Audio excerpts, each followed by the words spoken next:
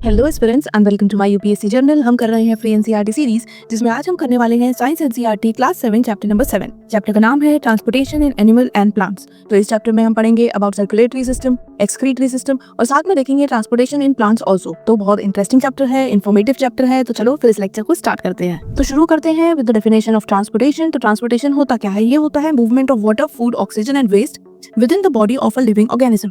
अब देखो, हम खाना खाते हैं, हम पानी पीते हैं, हमारा खाना डाइजेस्ट होता है, हमारी बॉडी में ऑक्सीजन जाती है। तो ये जो सारी ही चीजें हैं, ये एक पार्ट से दूसरे पार्ट तक पहुंचानी होती हैं। इसी को कहा जाता है ट्रांसपोर्टेशन। अब इसमें हमारे बॉडी के अलग अलग सिस्टम्स जो हैं वो इंक्लूड होते हैं, अलग अलग ऑर्गन्स इंक्लूड होते हैं, और इसी के बारे में हम पढ़ेंगे अपने आज वाले इस चैप्टर में, जिसका नाम है transportation in plants and animals. अब देखो, in animals it include circulatory system and excretory system. तो जब हम एनिमल्स में ट्रांसपोर्टेशन की बात करेंगे तो हम पढ़ेंगे सबसे पहले सर्कुलेटरी सिस्टम के बारे में, और उसके बाद में हम पढ़ेंगे एक्सक्रीटरी सिस्टम के बारे में। वही जब हम प्लांट्स के बारे में पढ़ेंगे तो प्लांट्स में ये जो मूवमेंट होता है of water, of food, of minerals, ये होता है थ्रू जाइलम एंड फ्लोएम। तो प्लांट्स में हम बात करेंगे ऑफ जाइलम एंड फ्लोएम। अब हम शुरू करेंगे from our part 1 which is transportation in animals. इसमें सबसे पहले हम देखेंगे सर्कुलेटरी सिस्टम। तो सर्कुलेटरी सिस्टम में होते हैं हमारे तीन main components, heart, blood and blood vessels. तो सबसे पहले देखते हैं कि ब्लड क्या होता है। ब्लड होता है एक रेड कलर का फ्लूइड जो कि हमारी बॉडी में सब्सटेंसेस को ट्रांसफर करता है एक जगह से दूसरी जगह।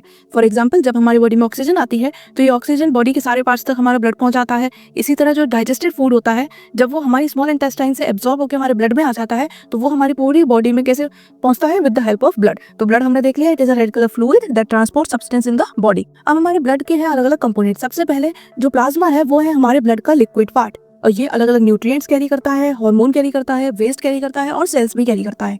अब सेल्स में होते हैं हमारे रेड ब्लड सेल, जिन्हें कहा जाता है RBCs, and they contain haemoglobin. अब हीमोग्लोबिन क्या है? तो ये जो हीमोग्लोबिन होता है ये हमारे ब्लड को देता है इसका रेड कलर। तो सबसे पहले तो ये याद रखना कि जो ब्लड का रेड कलर है वो किसकी वजह से है? It is because of haemoglobin. Secondly, ये जो हीमोग्लोबिन होता है ये ऑक्सीजन के साथ मर्ज हो जाता है, और फिर ये क्या करता है? ये ऑक्सीजन को हमारी पूरी ही बॉडी में पहुंचा देता है। ऐसे नॉर्मली शायद हमारा जो ऑक्सीजन है वो पूरी बॉडी में उसका पहुंचना काफी डिफिकल्ट होता, बट हीमोग्लोबिन के साथ मर्ज होने के बाद, क्योंकि हमारा ब्लड पूरी बॉडी में फ्लो करता है, तो ये ऑक्सीजन भी बहुत ही जल्दी हमारे सारे बॉडी पार्ट सेल्स तक पहुंच जाती है। ठीक है, तो हीमोग्लोबिन एक तो रेड कलर देता है और दूसरा इट कैरीज ऑक्सीजन। देन उसके बाद होते हैं व्हाइट ब्लड सेल, जिन्हें बोला जाता है डब्ल्यूबीसीज, और ये फाइट करते हैं इन्फेक्शन से, और इसीलिए ये होते हैं हमारे इम्यून सिस्टम का पार्ट। एंड इसके बाद होते हैं हमारे ब्लड में प्लेटलेट्स। अब ये क्या होते हैं? जब भी हमें चोट लग जाती है तो उसकी कुछ देर बाद वहां पर ब्लड क्लॉट होने लगता है। तो ये किसकी वजह से होता है? ये होता है प्लेटलेट्स की प्रेजेंस की वजह से। So they help in blood clotting. तो आपको याद रखने हैं हमारे ब्लड के कंपोनेंट्स, जिसमें हमने पढ़ा अबाउट प्लाज्मा। प्लाज्मा क्या होता है? ये हमारे ब्लड का लिक्विड पार्ट होता है, और ये कैरी करता है न्यूट्रिएंट्स, अलग अलग सेल्स, हार्मोन्स। ठीक है, उसके बाद फिर हमने पढ़ा अबाउट रेड ब्लड सेल, जिन्हें कहते हैं आरबीसी, और इनमें होता है हीमोग्लोबिन। हीमोग्लोबिन ब्लड को रेड कलर देता है और ये कैरी करता है ऑक्सीजन। देन डब्ल्यूबीसी, जिन्हें कहते हैं व्हाइट ब्लड सेल, ये इन्फेक्शन को फाइट करते हैं। एंड लास्ट में पढ़ा अबाउट प्लेटलेट्स, जो कि हेल्प करते हैं ब्लड क्लॉटिंग। तो हमने ब्लड के बारे में सब कुछ पढ़ लिया। Now we will study about blood vessels. अब देखो, ब्लड वेसल में सबसे पहले पढ़ेंगे अबाउट आर्टरीज। तो आर्टरीज क्या करती है? ये कैरी करती है ब्लड अवे फ्रॉम हार्ट, जो कि होता है ऑक्सीजन रिच, यानी कि जो ऑक्सीजन ज्यादा वाला जो हमारा ब्लड होता है उसको ये हार्ट से लेकर पूरी बॉडी में सर्कुलेट करवाती है, ताकि हमारे सारे बॉडी सेल्स को ऑक्सीजन मिल जाए। ठीक है, एक्सेप्ट वन आर्टरी, जिसका नाम है पल्मोनरी आर्टरी। और आर्टरी की जो वॉल्स होती है वो होती है स्ट्रॉन्ग, थिक एंड इलास्टिक। ठीक है, और उसके बाद दूसरी होती है हमारी वेन्स। अब ये वेन्स क्या करती हैं? तो देखो, जो हमारी बॉडी में पूरा ब्लड सर्कुलेट हुआ उससे ऑक्सीजन हो गई यूज, तो अब हमारे पास जो ब्लड है वो है ऑक्सीजन पुअर ब्लड। अब इस ब्लड को वापस ये हार्ट तक लाती है, और यही काम होता है हमारी वेन्स का। ठीक है, एक्सेप्ट पल्मोनरी वेन्स। तो वेन्स का काम क्या हो गया?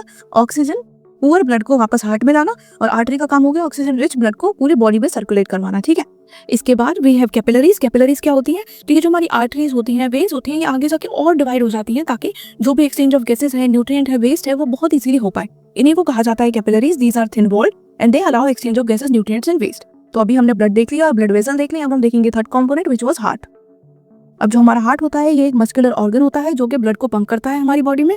It is located in the chest cavity, और थोड़ा सा ये हमारा जो लेफ्ट साइड है उसकी तरफ टिल्ट होता है। अब जो हमारा हार्ट होता है वो डिवाइडेड होता है 4 चैम्बर्स में। 2 अपर चैम्बर्स को कहा जाता है atria, and 2 lower chambers are called ventricles. Atria को सिंगुलर में बोलते हैं एट्रियम, तो ये भी याद रखना, एट्रियम। ठीक है, नेक्स्ट, अब हमारे हार्ट का फंक्शन क्या होता है? तो जो हमारे हार्ट की राइट साइड होती है, it receives deoxygenated blood from body.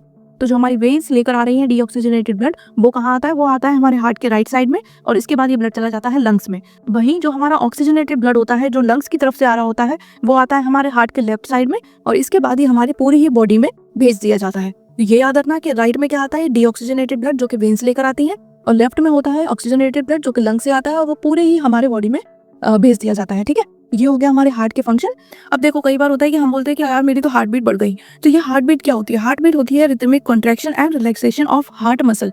तो जब हमें ज़्यादा ऑक्सीजन की जरूरत पड़ती है, हम जल्दी जल्दी सांस लेते हैं, तो उस टाइम पर हमारा जो हार्ट है वो भी जल्दी जल्दी रिलैक्स और कॉन्ट्रैक्ट करता है, तो उस टाइम पर हम बोलते हैं यार हमारी हार्ट बीट बढ़ गई। ठीक है, तो हार्ट बीट क्या हो गया? ये हो गया rhythmic contraction and relaxation of heart muscle. Normal rate होती है 72 बीट्स पर मिनट।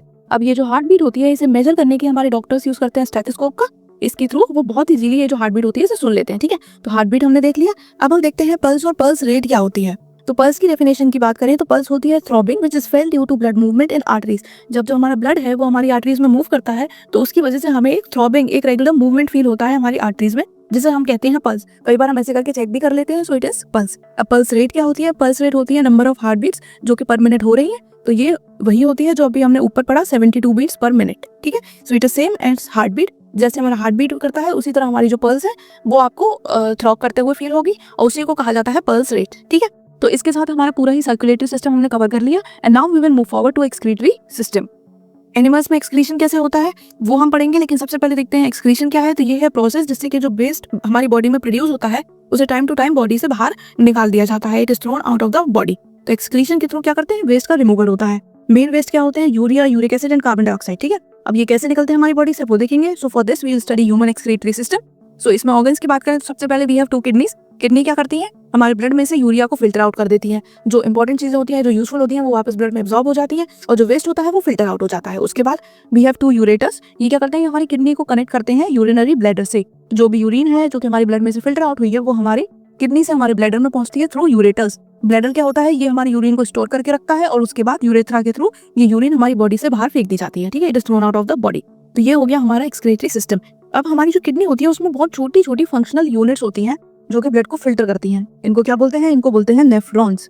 अब देखो कई बार क्या होता है कि कुछ लोगों की किडनी जो होती है वो प्रॉपर्ली फंक्शन नहीं कर पाती, तो जो वेस्ट होता है वो ब्लड में ही रह जाता है। अब ये कितना हार्मफुल हो सकता है? तो इस टाइम पे क्या होता है कि इन लोगों को रेगुलरली डायलिसिस करवाना पड़ता है, जिसके थ्रू जो इनका ब्लड है उसका वेस्ट रिमूव होता है। ठीक है, तो डायलिसिस क्यों होता है? क्योंकि जो किडनी होती है वो प्रॉपर फंक्शन नहीं करती और उस टाइम पर लोगों को करवाना पड़ता है डायलिसिस। ठीक है, अब अगर हम बात करें अमीबा की, तो अमीबा में क्या होता है कि जो भी वेस्ट होता है it is expelled by cell membrane. इसी तरह जो हमारी अर्थवॉर्म्स और इंसेक्ट्स होती हैं इनके भी कुछ स्पेशलाइज्ड स्ट्रक्चर होते हैं जिसके थ्रू एक्सक्रीशन होता है। तो इनका अलग है और जो अपना ह्यूमंस का है दैट इज डिफरेंट। ठीक है, अब हमने पूरा ही देख लिया transportation in animals. Now we will talk about transportation in plants. और इसमें हम देखेंगे वाटर और मिनरल का ट्रांसपोर्टेशन कैसे होता है प्लांट्स में।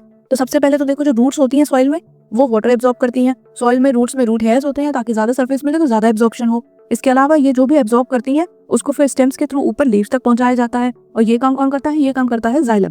तो जाइलम क्या है? ये वाटर एंड मिनरल्स कंडक्ट करता है और इसका जो मूवमेंट होता है वो होता है यूनिडायरेक्शनल, यानी कि एक ही डायरेक्शन में, रूट से लीव्स तक। जो भी एब्जॉर्ब होगा वो रूट से कहाँ जाएगा? लीव्स में जाएगा, क्योंकि खाना लीव्स में ही बनेगा। तो जो जाइलम का मूवमेंट है वो है यूनिडायरेक्शनल, एक डायरेक्शन का, रूट से लीव्स तक का। ठीक है, और इसके बाद जब ये सारा कुछ ही हमारे लीव्स में पहुंच जाएगा तो वहां पर बनेगा खाना थ्रू फोटोसिंथेसिस। अब ये जो खाना है ये हमारे पूरे ही प्लांट में पहुंचेगा थ्रू फ्लोएम। तो जाइलम क्या करता है? वो वाटर और मिनरल्स को लीव्स तक पहुंचाता है और जो फ्लोएम है वो खाने को अलग अलग पार्ट्स तक पहुंचाएगा ऑफ द प्लांट्स। ठीक है, तो जो फ्लोएम है it will transport food and इसका मूवमेंट होगा मल्टी डायरेक्शनल। जैसे जाइलम का था यूनिडायरेक्शनल, से फ्रूट से वो लीव्स तक पहुंचाएगा, बट अब जो खाना बन गया वो प्लांट के अलग अलग पार्ट में जाएगा। कहीं स्टोर होगा, कहीं पर कोई पार्ट ग्रो कर रहा है तो उसे ज्यादा रिक्वायरमेंट होगी, रूट्स में जाएगा। तो जो फ्लोएम का मूवमेंट है वो है यूनिडायरेक्शनल। लीफ से ये स्टोरेज ऑर्गन्स में जाएगा, ग्रोइंग पार्ट्स में जाएगा और रूट्स में जाएगा। ठीक है, तो अब हमने देख लिया जाइलम एंड फ्लोएम को। Now we will see transpiration. Transpiration क्या होता है? ये होता है loss of water as water vapour from the leaves of plant. Plants की जो लीफ होती है उसमें होते हैं बहुत छोटे छोटे टाइनी टाइनी पोर्स जिन्हें बोला जाता है स्टोमेटा।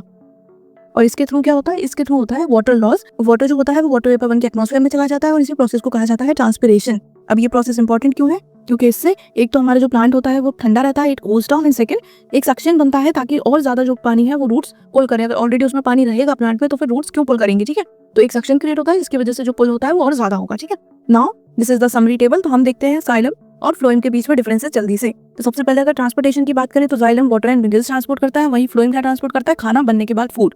ठीक है, डायरेक्शन की बात करें तो जाइलम का यूनिडायरेक्शनल है, वो सिर्फ रूट से लीव्स तक जाएगा, वहीं जो फ्लोएम है वो मल्टी डायरेक्शनल है, वो सारे डायरेक्शन में जाएगा, लीव से ग्रोइंग पार्ट्स में भी जाएगा, स्टोरेज में भी जाएगा, रूट्स में भी जाएगा। ठीक है, मूवमेंट की बात करें तो जाइलम का पैसिव मूवमेंट होता है और फ्लोएम का होता है active and it requires energy. अब हम डिस्कस कर लेते हैं कुछ की टर्म्स जो कि हमने इस चैप्टर में डिस्कस किए। सबसे पहले पढ़ा अबाउट हीमोग्लोबिन। हीमोग्लोबिन क्या होता है? ये एक रेड ब्लड सेल का प्रोटीन होता है जो ऑक्सीजन कैरी करता है और ये हमारे ब्लड को देता है रेड कलर। उसके बाद हमने देखे नेफ्रॉन्स। नेफ्रॉन्स क्या था? ये किडनी की यूनिट्स थी जो कि ब्लड को फिल्टर करती हैं। अगर किसी की किडनी प्रॉपर वर्क नहीं करती, नहीं सही से फंक्शन करती तो उसे रेगुलरली डायलिसिस करवाना पड़ता है। देन ट्रांसपिरेशन क्या होता है, ये होता है loss of water through the leaves. क्यों? क्योंकि लीव्स में प्रेजेंट होते हैं छोटे छोटे टाइनी पोर्स जिन्हें कहते हैं स्टोमेटा। उसके बाद हमने देखा पल्स। पल्स क्या होती है? ये होती है रिथमिक थ्रॉबिंग ऑफ आर्टरी, जो ब्लड फ्लो कर रहा होता है आर्टरीज में, जिसकी वजह से वो रेगुलरली एक रिदमिक वे में बीट करती हैं। एंड लास्ट हमने डिस्कस किया स्टेथोस्कोप, जिसका यूज करते हैं doctors to hear the heart beats. तो इसके साथ हमने पूरा ही हमारा chapter transportation in plants and animals कर लिया है कंप्लीट। अब अगर आपको किसी भी कॉन्सेप्ट में, किसी भी टॉपिक में, कहीं भी छोटा बड़ा कैसा भी डाउट हो तो कमेंट में जरूर पूछना। साथ में लेक्चर कैसा लगा ये बताना बिल्कुल मत भूलना। मैं मिलूंगी आपसे नेक्स्ट वीडियो में। Till then bye bye, take care, पढ़ाई करते रहो।